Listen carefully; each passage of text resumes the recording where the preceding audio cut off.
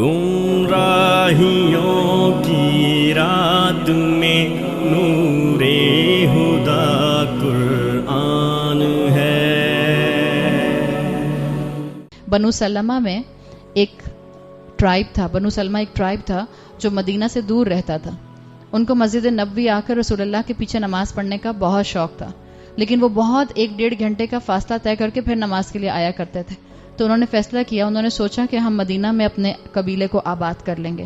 آپ صلی اللہ علیہ وسلم نے کہا نہیں، وہیں رہو بنو سلمہ جہاں رہتے ہو، وَنَكْتُبُ مَا قَدَّمُوا وَآثَارَهُم. جتنے قدم تم اللہ کے راستے میں اٹھاؤ گے اللہ ان کو لکھ لے گا اور اللہ ان کے آثار اچھے چھوڑے گا. اب اگر آپ میں سے کوئی خاتون یا کوئی بچی یہ کہتی ہے کہ مجھ سے نماز پڑھی نہیں جاتی ہے، کوئی ہے ایسی؟ Be brave. کوئی بھی نہیں ہے؟ اللہ کی رحمت ہے الحمدللہ. اگر کوئی بھی ایسی نہیں ہے، ہو سکتا ہے آپ کی فرینڈز میں کوئی ایسی ہو جو کہے کہ مجھ سے نماز نہیں پڑھی جاتی ہے. سو دیکھیں، اپنے آپ کو شیطان کے ٹریپ سے باہر نکالیں. میرا بیلیف ہونا چاہیے کہ اللہ تعالیٰ نے مجھے ڈیزائن کیا، میں اللہ کی مخلوق ہوں. دنیا کس نے بنائی؟ اللہ نے. مصروفیات کس نے بنائی؟ اللہ تعالیٰ نے. اب چوائس آپ نے اور میں نے اپنی خود پرائرٹی سے سیٹ کر لی ہے. اگر کوئی یہ کہتا ہے کہ مجھ سے نماز نہیں پڑھی جاتی، میرے لیے پاسبل نہیں ہوتا، تو میں سمپل ایک جواب دوں گی کہ وہ شیطان کے ٹریپ میں ہے. اللہ نے بائی ڈیفالٹ یہ زندگی ایسی بنائی ہے، یہ دنیا ایسی بنائی ہے کہ اس میں انسان اللہ کی فرما برداری کر سکتا ہے. اگر بائی ڈیفالٹ دنیا ایسی نہ ہوتی تو پھر میرا اور آپ کا کیا امتحان ہوتا؟ اللہ نے تو دنیا ہی ایسی بنائی ہے کہ جہاں رہ کے انسان عبادت کر ہی نہیں سکتے.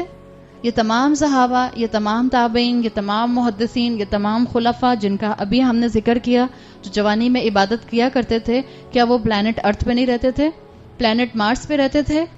یہیں رہتے تھے. تو اپنے ذہن سے اس پوائنٹ کو کھرچ کے نکال دیں کہ آپ سے نماز نہیں پڑھی جاتی یا میں ڈیزائن ہی نہیں ہوئی نماز پڑھنے کے لیے. یہ صرف اور صرف شیطان کی فیلسی ہے، یہ شیطان کا ٹریپ ہے. اپنے آپ کو ہمت دلائیے کہ آپ یونیورسٹی میں ہوں، آپ اسکول میں ہوں، آپ لائبریری میں ہوں، آپ میں نماز پڑھنی ہے. ہم نماز کیوں نہیں پڑھتے؟ زیادہ تر ینگ بچے نماز کیوں نہیں پڑھ پاتے ہیں؟ اس لیے کہ فرینڈز نماز نہیں پڑھ رہے ہوتے. کوئی بھی نماز نہیں پڑھا، میں کیسے پڑھوں؟ سب مجھے مولوی کہیں گے. صرف یہ مسئلہ ہے. یہ مت کہیے میں نماز پڑھ نہیں سکتی، آپ پڑھ سکتے ہیں. شیطان کا حملہ ہے آپ کے اوپر، پیئر پریشر ہے آپ کے اوپر. تو پھر ہم قیامت کے دن اللہ تعالیٰ کو کیا جواب دیں گے؟ میں یہ سمپل بات سمجھتی ہوں کہ اگر کوئی یہ کہتا ہے کہ میں نماز نہیں پڑھ سکتی، اس کا اللہ پر ایمان صرف کمزور ہے. آپ ہر جگہ نماز پڑھ سکتی ہیں. آج سے اپنے اندر وعدہ کیجئے کہ میں 5 وقت کی نماز کبھی نہیں چھوڑوں گی. یونیورسٹی میں ہوں، ورک پلیس پر ہوں، اپنے کسی کریئر کی کمپلیشن پر ہوں، میں کہیں ایئرپورٹ پر ہوں، میں ویکیشنز پر ہوں. آپ ویکیشنز پر نمازیں جمع کر سکتے ہیں بٹ چھوڑ نہیں سکتے ہیں. اب نمازیں جمع کرنے کا یہ مطلب نہیں کہ ایک دن کی نمازیں ایک ساتھ پڑھ لی. نمازیں جمع کرنے کا مطلب کیا ہے؟ فجر کے ٹائم پر ظہر عصر ملا لی جائے گی اور مغرب عشاء ملا لی جائے گی. یہ طریقہ کار ہوگا. لیکن آج سے وعدہ کیجئے اپنے آپ سے، مجھ سے نہیں، اپنے آپ سے اور اپنے رب سے، کہ ہم کبھی کوئی نماز نہیں چھوڑیں گے. چاہے یونیورسٹی میں 2 پیریڈز کے درمیان کا گیپ ہو، میں اپنے فرض پڑھ کے آؤں گی. نماز کا ٹائم جا رہا ہوگا تو میں نماز نہیں چھوڑوں گی. کیا پتہ آپ کو نماز پڑھتے دیکھ کر کسی دوسرے اسٹوڈنٹ کو، کسی ٹیچر کو، کسی پروفیسر کو خیال آئے جب یہ بچی نماز پڑھ سکتی ہے تو میں کیوں نہیں پڑھ سکتا، میں کیوں نہیں پڑھ سکتی. Be a role model of Islam. اور اگر آپ کو رول ماڈل نہیں بھی بننا، ظاہری بات ہے آپ اور میں رول ماڈل بننے کے لیے دین پر عمل نہیں کرتے. آپ اور میں تو اپنی آخرت سنوارنے کے لیے دین پر عمل کرتے ہیں. اللہ تعالیٰ آپ کو خود بخود رول ماڈل بنا دے گا. اگر آپ کو کوئی بھی نہیں دیکھتا تو جس کے لیے پڑھ رہی ہیں وہ دیکھ رہے، دیٹس انف، کافی ہے میرے لیے. اللہ سے دعا کریں، اللہ سے مدد مانگیں کہ اللہ میں آج کے بعد کبھی بھی اپنی فرض نماز نہ چھوڑوں. اللہ کو میری نماز کی ضرورت ہے. He does not need me, I need him.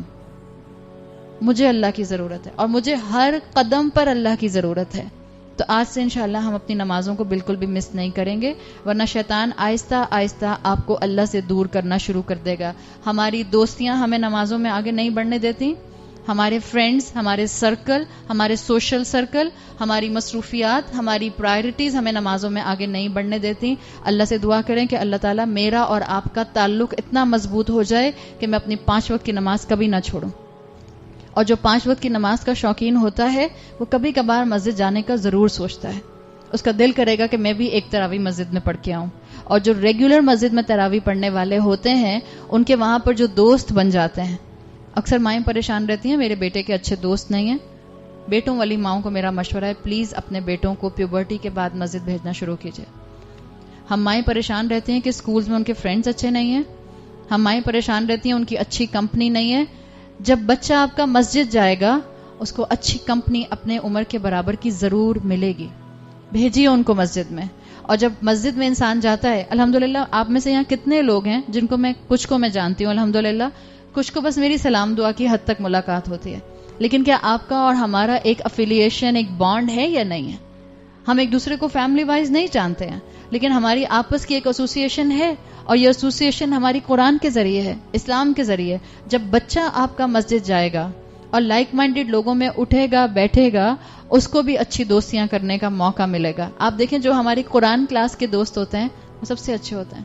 جو ہمارے حج کے ساتھی ہوتے ہیں وہ کبھی انسان نہیں بھولتا. یہ کیوں ہوتا ہے؟ یہ ہے دین کی محبت میں ایک دوسرے کے قریب آ جانا. اور اسی کے ساتھ چوتھی کیٹیگری شروع ہوتی ہے. چوتھی کیٹیگری کیا ہے؟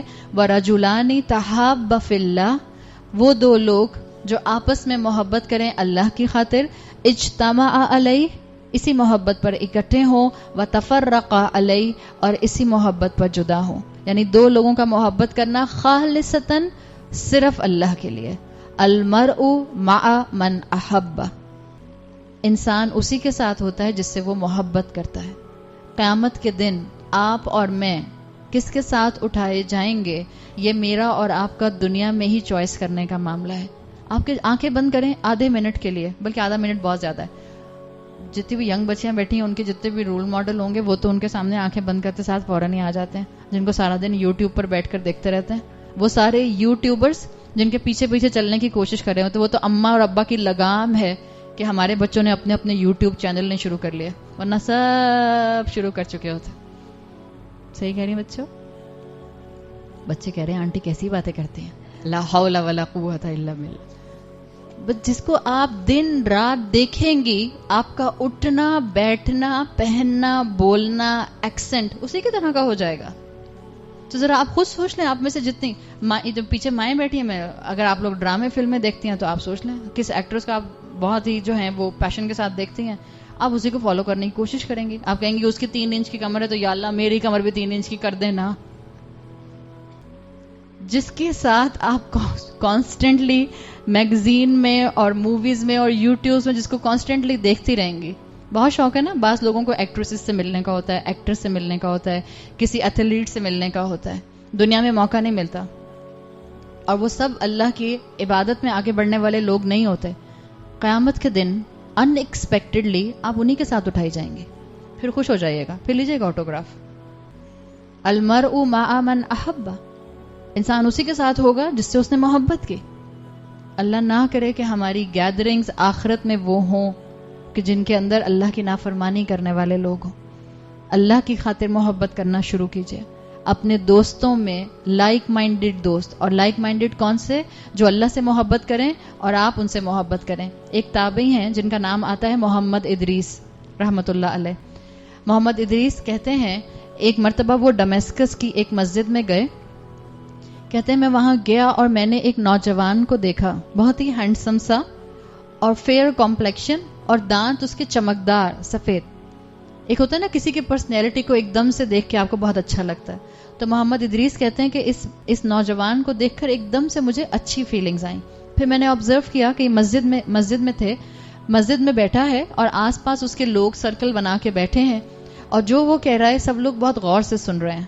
اور جہاں وہ کوئی بات پوچھتا ہے اور 2 لوگ آپس میں تھوڑا سا کانفلکٹ کرتے ہیں, تو جو یہ شخص کہتا ہے سب مان جانتا ہے.